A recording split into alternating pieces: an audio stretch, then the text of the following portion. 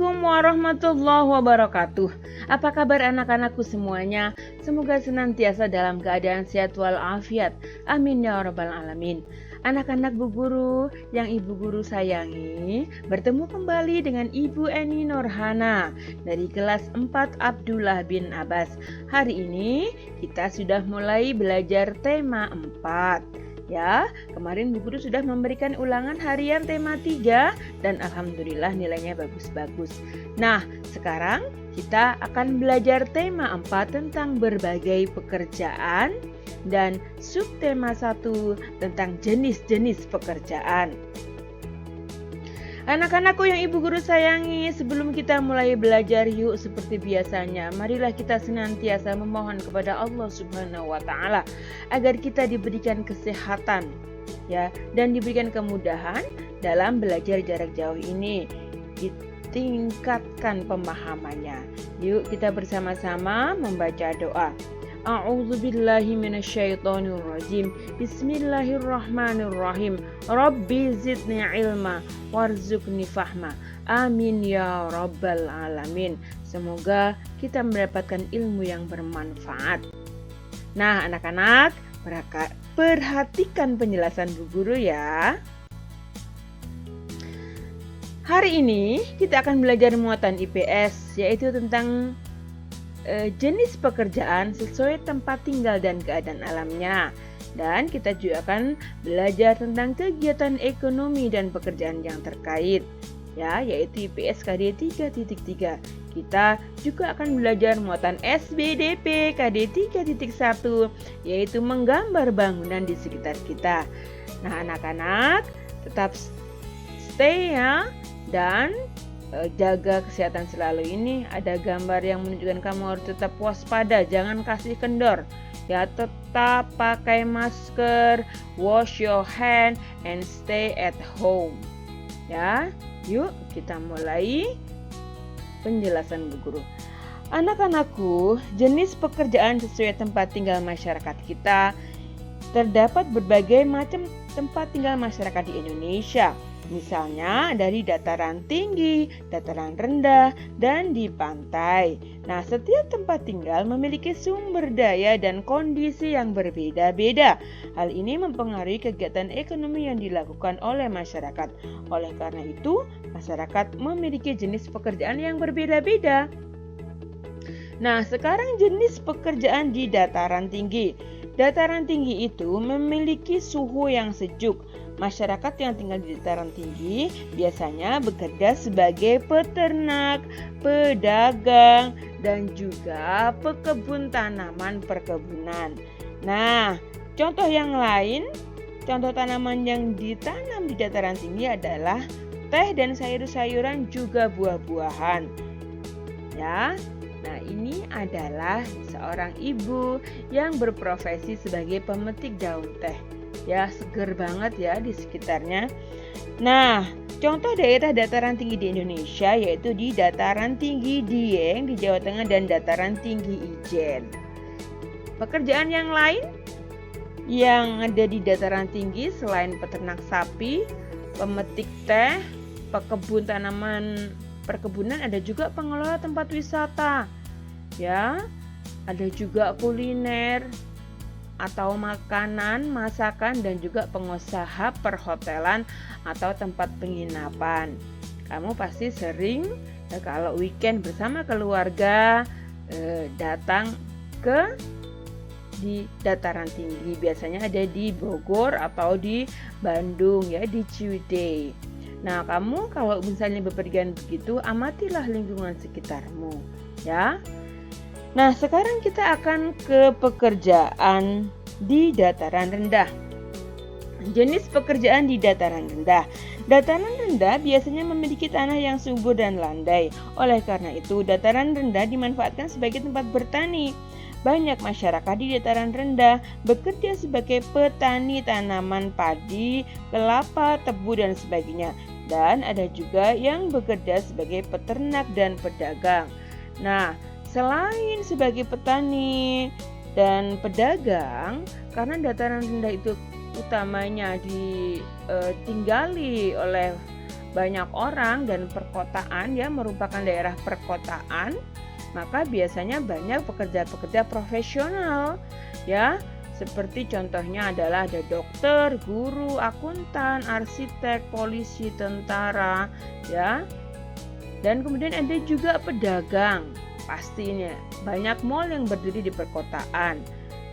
Kemudian ada transportasi, yang bekerja di bidang transportasi biasanya ada pilot, pramugari, nahkoda, ada supir taksi, ada ojek, dan ada juga kontraktor. Ya, di situ ada kuli bangunannya, ada juga arsiteknya, dan juga banyak sekali pekerjaan yang di situ. Dan pasti ada pengelola tempat wisata dan perhotelan. Dan ada juga petani dan peternak biasanya di wilayah pedesaan. Nah, ini adalah dataran rendah yang biasanya ditinggali oleh manusia untuk pemukiman, sehingga penduduknya menjadi padat dan berubah menjadi perkotaan. Nah, ini ada dokter, ada pilot, ada pemadam kebakaran, ada pelukis juga, dan ada chef. Sekarang kita lihat jenis pekerjaan yang ada di pantai. Kamu semuanya pasti pernah pergi ke pantai kan? Apakah yang dimaksud dengan pantai itu? Pantai adalah bagian dari dataran rendah yang berbatasan langsung dengan laut. Ya, dataran rendah yang berbatasan langsung dengan laut. Sebagian daratan di pantai itu ditutupi oleh pasir. Umumnya, di sini biasanya ditutupi oleh pasir. Umumnya, masyarakat yang tinggal di pantai bekerja sebagai nelayan, sebagai petani garam. Ini yang terkenal di daerah Madura penghasil garamnya. Kemudian ada penambak ikan di Gresik itu juga banyak sekali. Kemudian ada pedagang kuliner, ada pedagang ikan di tempat pelelangan ikan. Kemudian ada pembuat cindera mata. Ya. Waktu itu Bu Guru sudah jelaskan ada yang dari kerang dan banyak sekali. Kemudian ada juga pemandu wisata dan petani kelapa. Pemandu wisata bisa juga pengelola perhotelan atau penginapan di sekitar wilayah tersebut. Nah, apakah kamu semua sudah pernah menikmati pantai yang indah di Indonesia? Indonesia itu adalah wilayah dengan garis pantai terpanjang sedunia karena kita adalah wilayah kepulauan. Bagaimana anak-anakku, bisa dipahami penjelasan Bu Guru? Baik, sekarang yuk kita lanjutkan. Kegiatan ekonomi dan pekerjaan yang terkait. Setiap lingkungan yang memiliki jenis kegiatan ekonomi dan pekerjaan itu berbeda-beda tergantung kondisi wilayahnya. Di lingkungan perkotaan ini adalah contoh gambar perkotaan, ya. Ada gedung-gedung yang tinggi. Biasanya di sini banyak sekali perkantoran, mal dan juga pertokoan. Sementara di wilayah pedesaan banyak terdapat lahan pertanian, perkebunan dan peternakan. Oleh karena itu di perkotaan banyak yang bekerja sebagai karyawan kantor, satpam atau satuan pengamanan, penjaga toko atau pramuniaga dan juga pemilik toko. Sedangkan di pedesaan banyak yang bekerja sebagai petani, pemilik lahan pertanian, distributor pertanian, peternak dan juga penjual pakan ternak.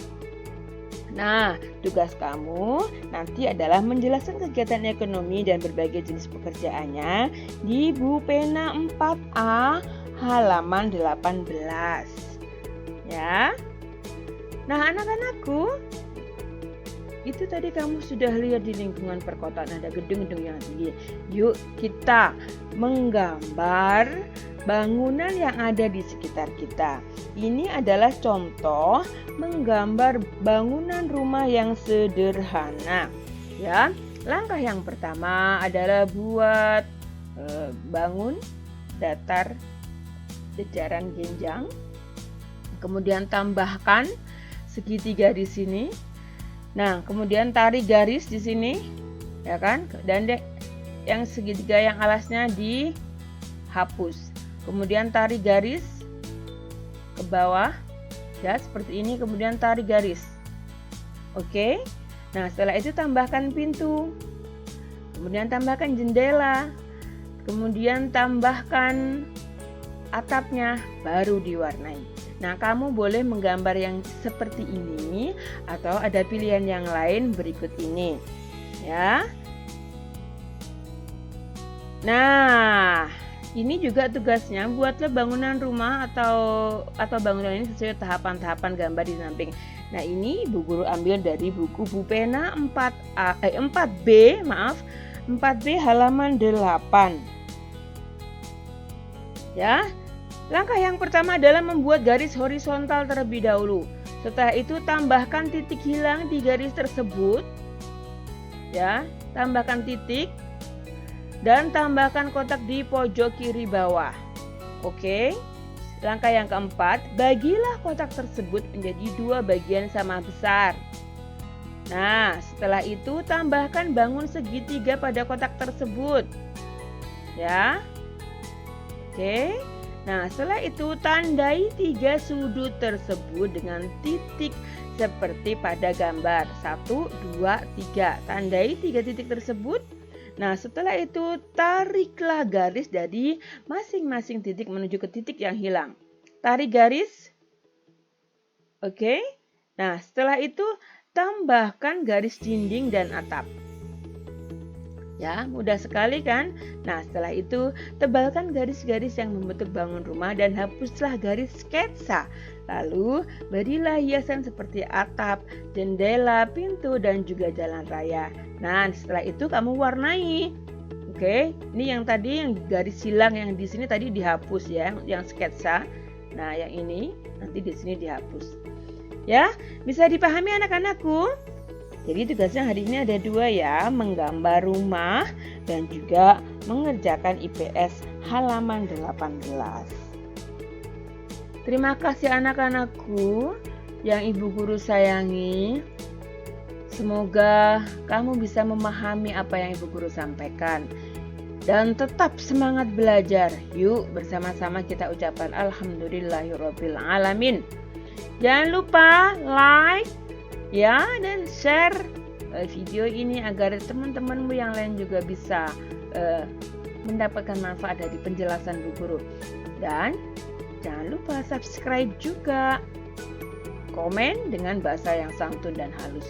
Ibu Guru akhiri dengan ucapan Assalamualaikum warahmatullahi wabarakatuh. Sampai bertemu kembali di materi berikutnya, di tema 4 berikutnya. Sampai bertemu kembali.